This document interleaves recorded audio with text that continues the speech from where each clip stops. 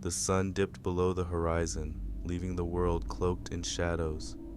The road stretched out ahead of me, lonely and desolate, with only the occasional pair of headlights in the distance. I was in the middle of a cross-country journey, a solo adventure that had taken me through countless miles of highway, and the isolation was beginning to gnaw at my sanity. I was lost in my thoughts when I saw him, a hitchhiker standing by the side of the road. He was a silhouette in the dying light, his thumb outstretched, seeking refuge from the encroaching darkness. I slowed my car and rolled down the window. "Need a ride?" I called out. He stepped forward, and the pale glow of the headlights revealed a young man with disheveled hair and an unkempt beard. His eyes, dark and intense, locked onto mine. "Thanks," he said, his voice low and gravelly, and he climbed into the passenger seat. A shiver coursed through me as I caught a whiff of an unpleasant odor that clung to him. The scent, metallic and overpowering, clawed at my senses. I glanced at him, my discomfort growing as I noticed the stains on his clothing, dark and unmistakably red. I tried to dismiss my unease, attributing the smell to the countless miles he had likely walked. I resumed my drive, the hum of the engine creating a discordant symphony with the uneasy silence in the car. I knew I should make small talk, try to ease the tension, but there was something about the hitchhiker's presence that was deeply unsettling. His eyes, lost in a sea of darkness, seemed to hold secrets that I couldn't fathom. "Where are you headed?" I finally asked, hoping to break the ice. The man's lips curled into a sardonic smile, but he didn't answer. Instead, he stared out the window, his gaze fixed on the night that enveloped us. I cleared my throat, the weight of unease settling into my chest. "It's a pretty chilly night to be out on the road," I remarked, trying to engage him in conversation. He simply nodded, and I could feel the tension in the car growing. The metallic scent lingered, and I struggled to maintain my composure. Something about this stranger was off, but I couldn't put my finger on it. The miles passed, and I could feel the hitchhiker's gaze burning into the side of my face. I became acutely aware of his presence, the air in the car growing thick with an unspoken menace. The metallic scent, which I had initially dismissed, had now grown overpowering, and I could barely breathe. "I think you should let me out here," he finally said, his voice like a blade slicing through the silence. I hesitated, my grip on the steering wheel growing tight. The hitchhiker's demeanor, the stains on his clothes, and the oppressive smell had all converged into an overwhelming sense of danger. My instincts screamed at me to get away from this man. As I pulled over to the side of the road, the man opened the door and stepped out. The cold night air rushed in, carrying with it the scent of blood and decay. My heart pounded, and I watched as he disappeared into the darkness. I sped down the highway, the darkness of the night shrouding me in its embrace. I couldn't shake the feeling that I had narrowly escaped a sinister fate. The scent of blood still clung to the car, refusing to dissipate, and my hands trembled on the steering wheel. A few miles down the road, I spotted the flashing lights of a police car. I pulled over, my heart racing, and the officers approached my vehicle, their expressions grave. I rolled down my window, the metallic odor still heavy in the air. "Good evening, sir," the officer said, his voice stern. "We've been searching for a suspect on the run, a dangerous serial killer. Have you seen anything unusual on the road tonight?" My mind raced as I thought about the hitchhiker, the stains on his clothes, and the overpowering scent of blood. I picked up a hitchhiker a while back. He had blood on his clothes, and there was a strange odor in the car. I let him out a few miles ago. The officers exchanged glances, their expressions grim. "Can you describe him?" the other officer asked. I recounted the details of the hitchhiker's appearance, the unkempt hair, the intense eyes, and the sardonic smile. The officers exchanged another glance, and their faces paled. "That sounds like our suspect," the first officer said, his voice heavy with dread. "Thank you for letting us know. We'll investigate further." As I continued my journey, I couldn't shake the feeling that I had narrowly escaped a nightmarish encounter. The metallic scent still clung to my car, a chilling reminder of the man I had picked up on that desolate road. In the distance, the moon hung low, casting an eerie, dim glow on the highway. I couldn't help but wonder what might have happened if I had kept driving with that blood-stained hitchhiker in the car. The isolation of the road had nearly led me to a horrifying fate, a brush with a killer who had been hiding in plain sight.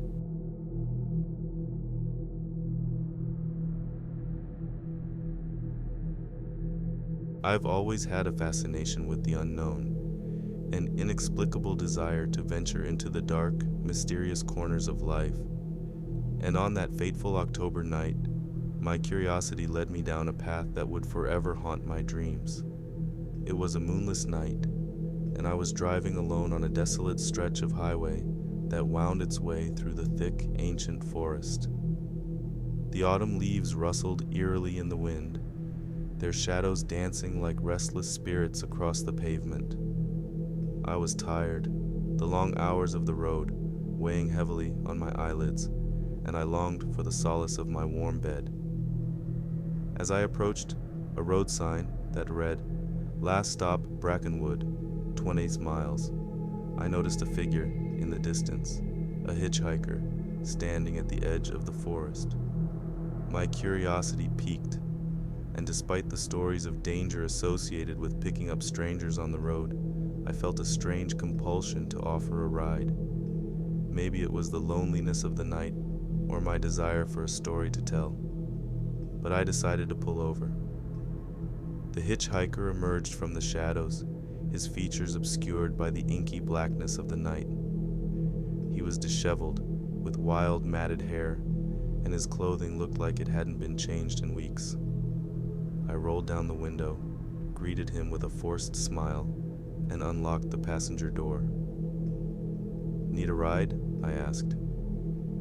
He didn't reply with words but simply nodded, and his eyes, illuminated by the dim glow of my dashboard, appeared vacant and lost. An unsettling shiver ran down my spine, but it was too late.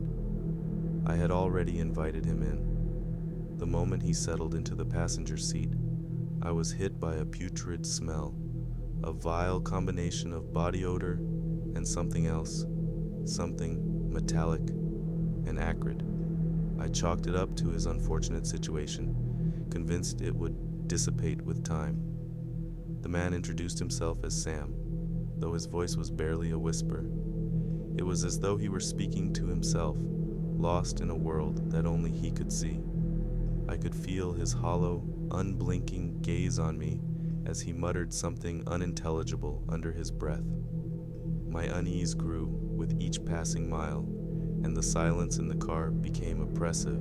I couldn't shake the feeling that I had made a terrible mistake. I glanced at Sam, and his unsettling presence only intensified as I noticed the thin scars on his arms. They looked like the work of a desperate mind, a madman.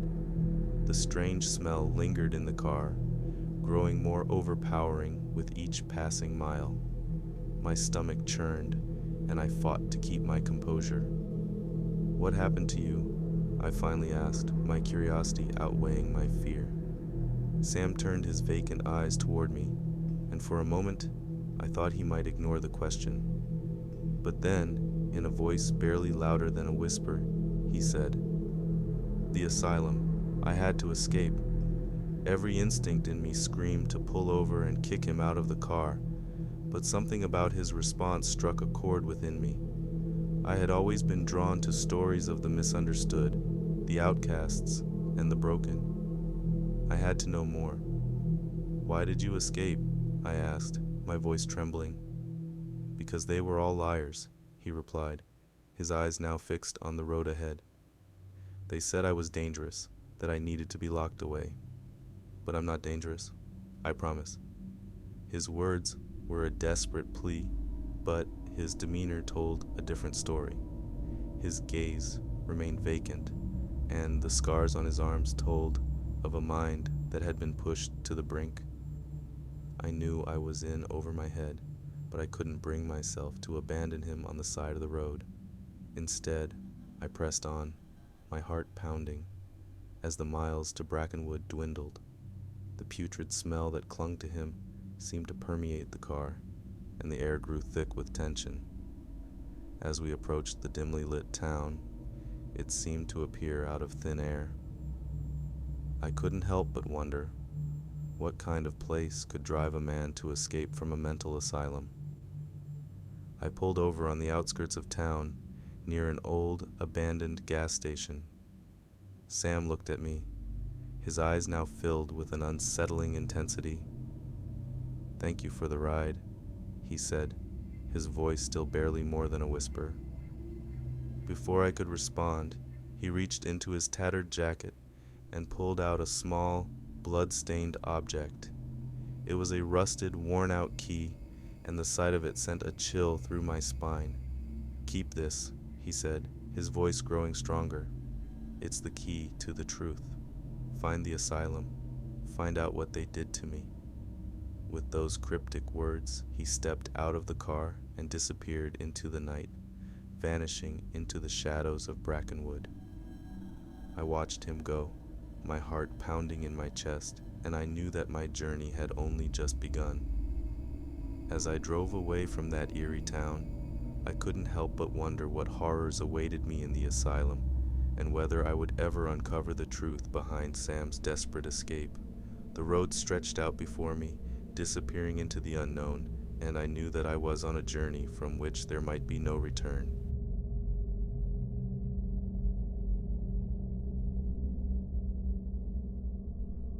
As the engine roared beneath me, the radio playing softly, I sped along the lonely stretch of highway.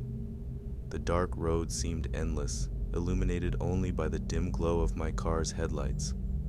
I was tired, but the idea of making the long drive alone had filled me with a sense of unease.